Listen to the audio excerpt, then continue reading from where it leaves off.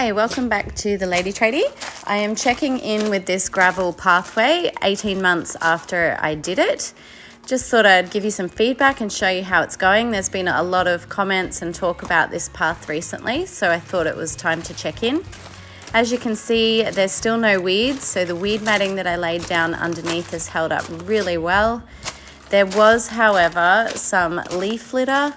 Leaf litter breaks down over time and puts nutrients and stuff that weeds do grow in amongst the gravel. So if I don't blow vac this off, what would happen over time is this would make new soil in the gravel and weeds and stuff will start growing on top of the weed matting.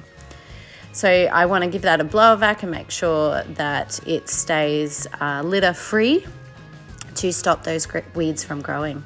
But as you can see, other than that, it's held up really, really well. The water runs off towards the garden bed and it has sustained all kinds of weather out here and not one single problem.